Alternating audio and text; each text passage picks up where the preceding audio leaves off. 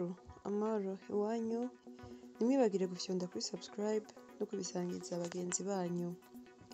Bana natwe mu ncamake y'amakuru agezweho mu gihugu c'u Burundi.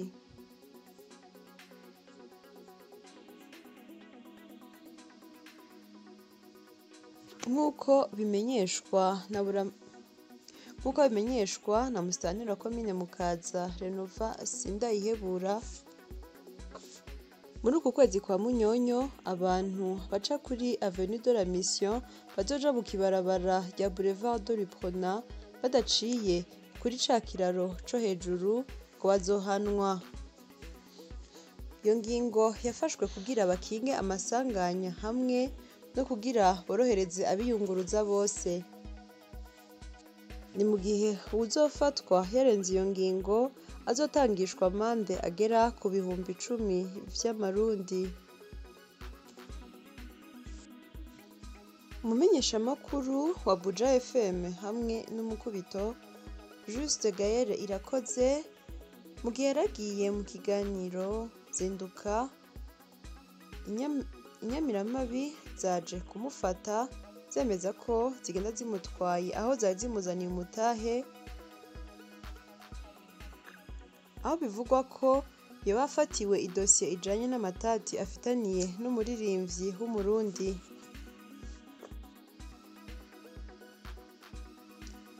Mu ntara ya Gitega, umugabo azwi ku izina rya Misago Anise avuga ko ari umuplanto mu gisata kijejwe amabarabara ARB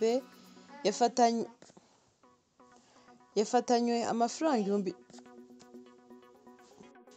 100 vy'amarundi aho yari yagiye muri quartier Shatanya, aho ariko hasubirwamwo inzu yabomowe y'uwitwa Ntakarutimana Godefroid, aca amubwira yuko azogaruka kumubomorera kubera ko ngo adakwije imetero zisabwa kandi ngo ku kazi ngo bamutumye kurabira n'abandi. Rero no bamaze umwanya bariko baravugana, aho yahavuye amusaba ibihumbi 100 vy'amarundi kugira ngo ntamwandike ku rutonde rw'abazobomorerwa. We aho yashikiriza ko amafaranga y'akayatoza afatikanyije n'abajejwe intwaro mu ntara ya Gitega harimo n'umuhanuzi wa Buramatari Serge Sabukunze, ngo ni nawe arongoye umugwi ujejwe ico gikorwa. Uwo nyene iyo nzu yamubwiye ko ata mafaranga afise ariko ko agiye kuyarondera, niko kuca ahamagara uwo Serge Sabukunze, umuhanuzi wa Buramatari, amusigurira uko yamubwiye, nawe aca amubwira ngo amujane baje kuyatora. Niko guca bajana, aho yamweretse uwo Serge Sabukunze amubwira yuko ari we ari buyamuhe, ariko uwo mugabo Misago Anise nigeze amenya ko ari umuhanuzi wa Buramatari Serge Sabukunze bagiye kuraba. Rero Serge yaciye akora mu mufuko amuha amafaranga y'ibihumbi 100 yari karasaba, ubundi amaze kuyakira baca baramufata, kuri ubu akaba ari mu minwe y'inyamiramabi. Uwo muhanuzi wa Buramatari Serge Sabukunze ahamagarira abantu bose bibwe muri ubwo buryo kwitura abajejwe intwaro, kandi agasaba abanyagihugu kumenyesha ikintu cose kibateye amakenga. Mu kwezi ko kwidegemvya ariko Ripatima Institute for Economics and Enterprises yaratanze inyigisho ku magenekerezo ya 9, 16, 23 na 30 Gitugutu kuri kaminuza y'Ingozi, inyigisho z'uburyo bwo kwitunganiza imigambi y'iterambere mu mwidegemvyo ku banyeshuri 35 basanzwe bari mu maclub n'amashirahamwe yo kuri kaminuza y'Ingozi. Kandi haratanzwe n'impapuro zemeza ko bakurikiranye neza izo nyigisho.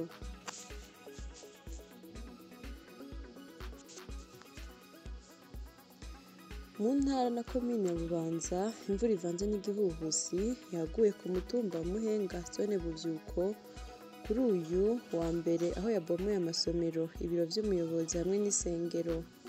Amabati yagurutse, ibitabo n'ibindi bikoresho birononekara.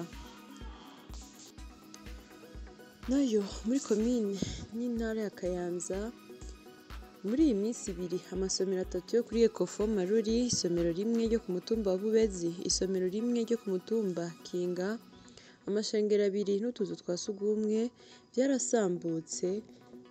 Si ivyo gusa, hari n'amahegitari 50 y'ibiterwa bitandukanye navyo nyene vyatwawe hamwe n'impene 2 n'ingurube 2 vyapfuye kubera imvura nyinshi ivanze n'umuyaga. Mu ntara ya Kayanza komine Butaganzwa ku mitumba Nkango, Gahise, Gatabo na Mufumya, ubusuma bw'ibitungwa bwimonogojeyo aho inka 2 zibwe, izindi nazo zishika 3 zirateshwa abazivye mu ndwi iheze. Iyindi nka yaribwe, nyene kuyibwa arakurikirana amakanda, uwayivye aramenyekana, arafatwa n'inyamiramabi aja gufungirwa mu gasho ka komisariya y'igipolisi ya Gatara, ariko nyene kwibwa ngo yaratewe ubwoba ngo ntasubiye gukurikirana ivy'iyo nka yiwe, niko kurekura uwo yivye. Uwo yikekwa ko kwiba iyo nka amaze kurekurwa haciye hasubira kwibwa iyindi nka, aho abanyagihugu bikeka ko yoba ari mu mugwi woba wiba ivyo bitungwa. Kandi izo nka zibwa zikurikiranywe amakanda kuzinjira muri komine Gatara mu ntara ya Kayanza. Nako mitumba ya Gatabo na Mufumya hibwa impene zitaramenyekana igitigiri, kandi ngo zibagirwa mu mashamba zigatwagwa inyama. Abanyagihugu basaba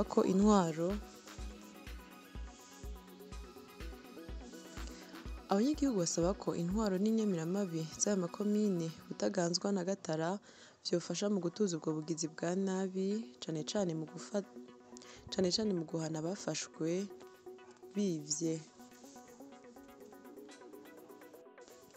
Mu ntara ya Karusi ikonteri z'amazi 9 zaribwe ku mugwa mukuru w'iyo ntara, izindi 10 zibwa muri komine Buhiga. Igipolisi kikaba gifadikanije n'abanyagihugu aho ngo bagiye guteramira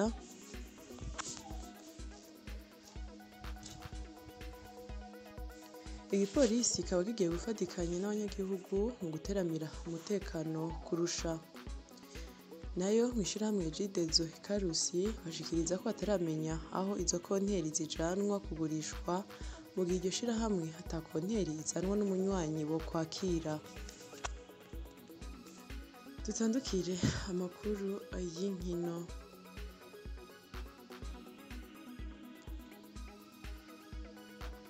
Adon Negamiye aje gutunganya amahiganwa yo gusiganwa ku miduga ariyo hari amenyesha muri club automobile du Burundi, amenyesha ko kuva ku igenekerezo rya 4 gushika ku igenekerezo rya 5 Kigarama mu ntara ya Ngozi,